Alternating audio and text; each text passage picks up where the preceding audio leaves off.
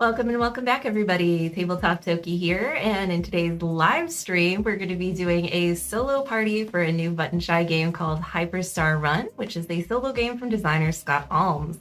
So as y'all know, during the course of the playthrough, I'm going to give a tutorial about how the game is played, and after the playthrough, we'll go ahead and share some of my thoughts on this preview so far.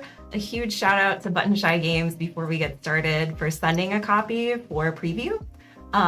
And since it is a preview copy, just FYI that the rules, components, etc. are subject to change for the final version. So without further ado, we're going to jump right in. For setup, we're going to start by shuffling up the level cards, and we'll put 10 in a line face down for the standard game. You'll then deal 3 to your hand, along with the 2 starting cards, which we have our short range teleporter and our gravity inverter. And then you're going to take your hero card, placing it on the first run and put it above the first card there. Our goal is to play cards by matching symbols to the enemies shown on each level and progressively get further and further each run. Ideally, we want to get past that last card in 4 runs or less, which is why this is going to rotate after each one. So the way that we can pay for symbols is with cards from our hands or previously past level cards by pressing them for the according button. Sometimes we'll also have combos that we can initiate based on these colored lines that will be showing up as we go. And the last thing is we also have abilities. So in order to use an ability, we can flip over a card from our hand, or if we already have a flipped card, discard it to use the ability before moving on to the next level card. And that's about all we need to know to get started. So we're going to jump right in here. On our first card, we have an enemy that requires 2 target symbols. We also have one that has 3 wilds on it. So we could get rid of these 2 targets or any 3 symbols. Since we're going to have to do that anyway, I think what we might want to do is get rid of these 2. And I don't want to have no target symbols left. So maybe we'll get rid of this blue arrow next. When we progress to the next level card, we're simply going to move our hero over it and flip over the card. Okay, and it's a good thing we saved those targets since we have them here. Looking at the ability, it allows us to flip the leftmost face down card in the level, and then we can swap it with our current level card. That would be helpful if it had a yellow combo on it, for example, but we just kind of don't know at this point. So what I think I will do instead is discard this yellow target card, and then we will press this card for the shield symbol. That way we have this card that we can flip to use abilities later on if that is helpful. All right, so moving on to our third level card.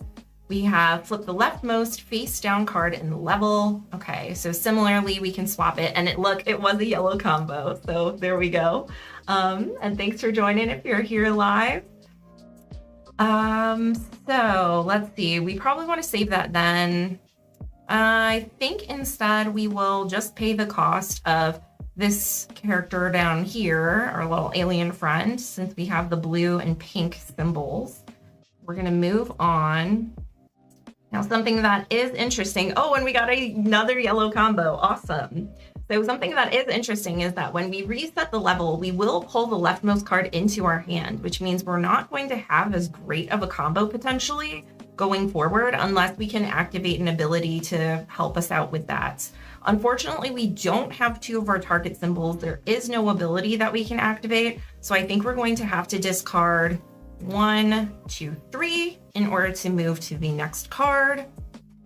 Okay, and we have no ability here and just the 1 symbol, so we're not going to be able to pass. So to reset, similar to what I said, we're going to take that leftmost card and put it into our hand. Any flipped over cards or discarded cards will come back to our hand.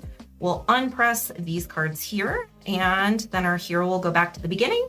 And now we're on run 2. So it's nice that we have these combos here. Unfortunately, we have this one. There are sometimes some abilities that will allow us to put cards from our hand out onto the board. So ideally, hopefully we'll get some of those abilities later on so that we can get a really nice long combo.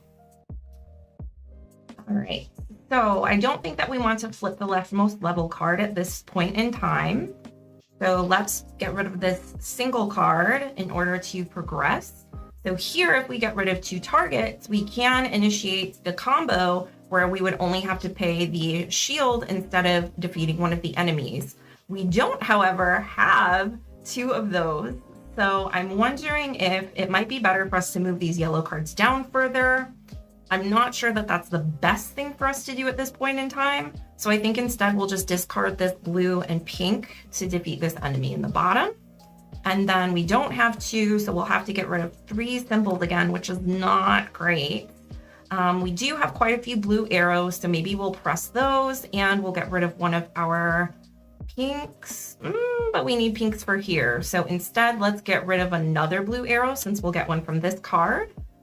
And then we can get rid of our 2 pinks to move on. All right, so now we're revealing a new level card, and it says swap any 2 cards in the level other than your current level card.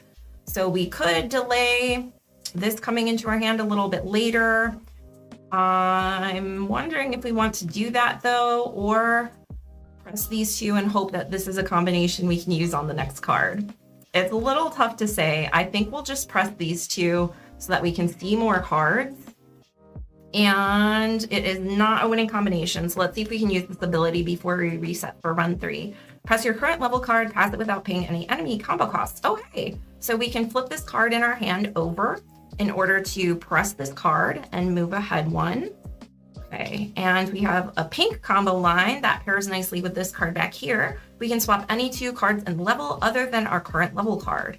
And at this point, we honestly might as well, because we have this flipped over card. So we're going to discard that and we can swap 2 cards in the level other than this card. We might want to get these pinks closer together. So we'll do something like that.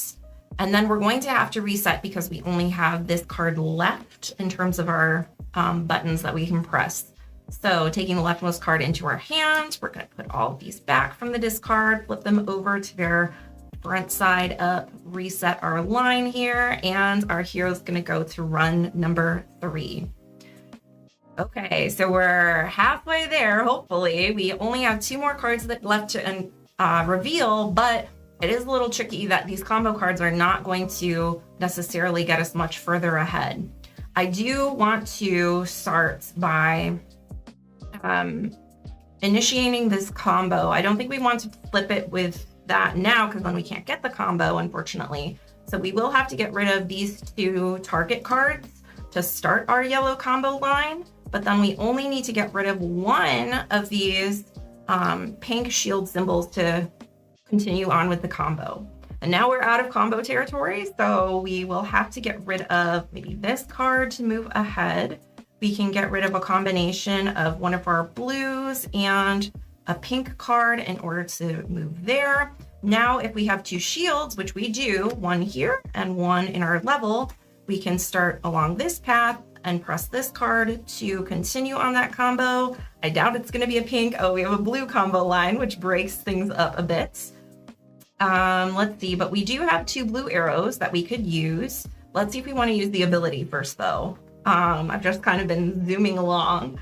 Choose a face-up card among the leftmost 4 cards in the level. Swap it with your current level card. So do we want to try to get these yellows over here, or do we want to see there is potential for us to be able to pass this last card if it has the wild 3 symbols that we'll have, or 2 yellows, or a yellow and an arrow. So I think we're just going to go for it and pay the 2 blue arrows to progress to our last level card here.